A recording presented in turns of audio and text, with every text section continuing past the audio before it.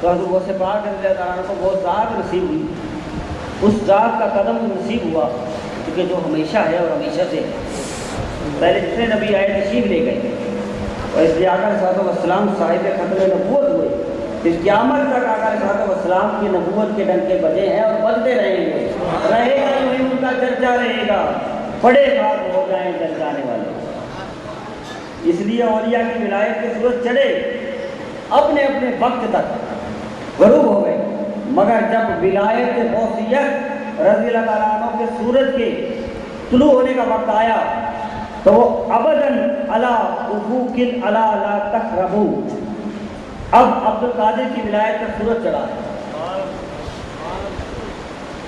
اور ان کے متعلق آپ قدم مصطفیٰ ہوا، حضرت غوث پاک رضی اللہ تعالیٰ عنہ کا قدم مصطفیٰ نصیب ہوا، اس لیے آپ نے فرمایا میرا قدم حاضر علی رکبت کل ولی اللہ، حضرت غوث پاک رضی اللہ تعالیٰ نے فرمایا میرا قدم ہر ولی کی گردن پر ہے۔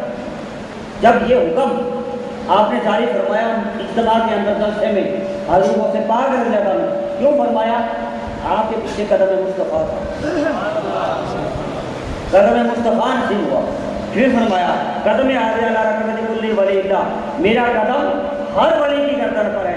313 اکابر اولیاء، یہ بات میں کوٹ کر رہا ہوں اپنے میرے والد موت کو شیخ طریقہ المجدد امام ملت، مجلس میں نام بائی سے خیر و برکت، گھر میں بائی سے خیر و برکت، حضرت اللہ کسی چاہو نبی شاہ صاحب رحمۃ اللہ علیہ وہ فرماتے تھے، ان کا قول نقل کر رہا ہوں، وہ فرماتے تھے کہ جب حضرت غوث پاک رضی اللہ عنہ نے فرمایا قدم حاضر علی رکبت کل ولی اللہ، میرا قدم ہر ولی کی گردن پر ہے، آپ فرماتے تھے کہ 313 اکابر اولیاء جنہوں نے عالم روح میں آپ کو سنا اور سر جھکا کر کہنے لگے، سر جھکا کر کہنے لگے، وہ اولیاء جنہوں نے سنا آپ نے فرمایا اجتماع میں، اور ان اولیاء نے عالم روح میں دیکھا اور کہنے لگے بل علی راسب عینی، بل علی راسب عینی، حضور ہماری گردن پر نہیں سر اور آنکھوں پر آپ کا قدم ہے، گردن پر نہیں ہمارے سر اور آنکھوں پر آپ کا قدم ہے۔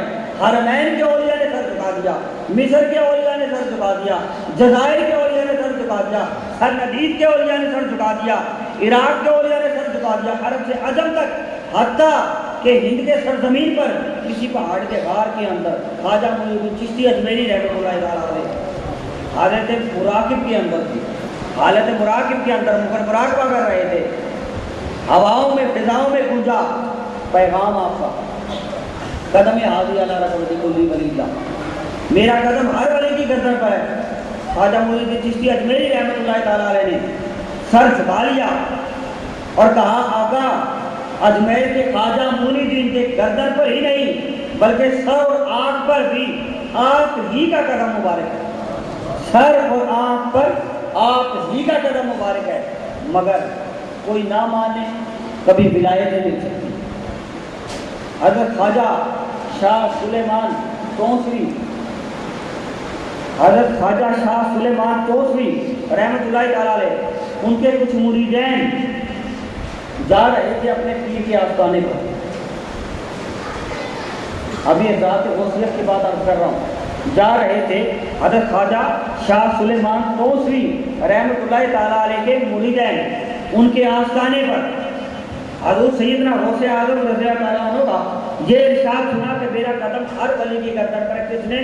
شاہ سلیمان توسوی کے مریدوں نے یہ پیغام سن لیا، کہنے لگے بے شک حضرت غوث پاک رضی اللہ تعالیٰ عنہ کا یہ مقام بلند ہے، میرا قدم ہر ولی کی گردن پر ہے، مگر سادہ پیر سب تو اونچا۔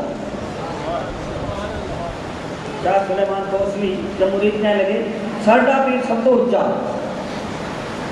مگر اتنے بلند مقام پر ہے کہ ان کی گردن پر آپ کا قدم نہیں۔ نادان سے محبت میں کہہ بیٹھے کہ ہمارے پیر کی گردن پر نہیں۔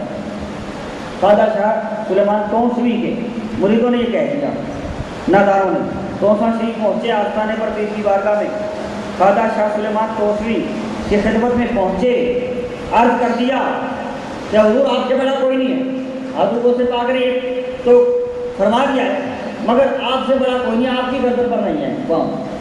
आप मुस्कुरा पड़े और अपने मुरीदों की तरफ मुखातिब होकर फरमाने लगे, अरे नादान मुरीदों, इतना अर्सा हो गया मेरी बारगाह में आते हुए, मुझे वली भी नहीं समझते। इतना अर्सा हो गया मेरी बारगाह में आते हुए, यहाँ पर तुम्हें मेरी सोहबत और संगत में रहते हुए, और तुम मुझे वली भी नहीं समझते। हुजूर क्या बताते हो? अगर वली समझ दे तो हजूर मुस्तफा का कदम मेरी गर्दन पर समझते। अगर वली समझते तो उनका कदम मेरी गर्दन पर समझते। ये तुमने क्या कर दिया? मेरी गर्दन पर नहीं, वो तो जो वो वली हैं कि मेरी आंखों पर, सर पर, मेरे जिस्म पर, हर मकाम पर उनका वली, उनका कदम है। वो कदम जिसकी गर्दन पर नहीं, वो कभी वली नहीं हो सकता।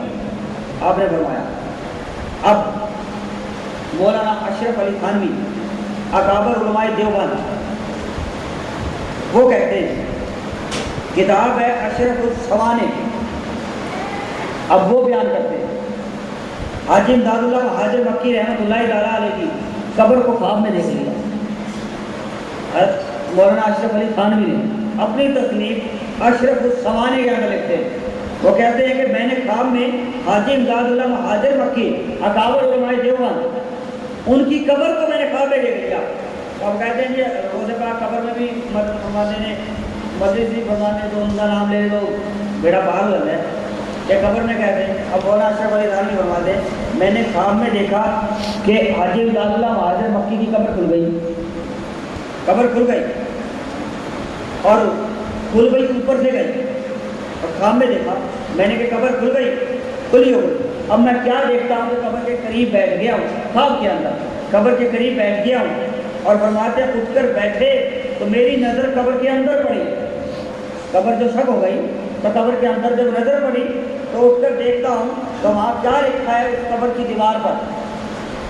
कब्र की दीवार पर सगे दरगाहे जिला शूदु हाई रब बनी लिखा है, सगे दरगाहे जिला शूदु हाई रब बनी। तो पता चला हजरत हाजी इमदादुल्लाह हाजिर मक्की अकेले में बैठकर अपने आप को हजूर से पाता कुत्ता समझते थे, उनकी दरगाह का कुत्ता समझते थे। अगर ना समझते तो कब्र पे क्यों लिखा था?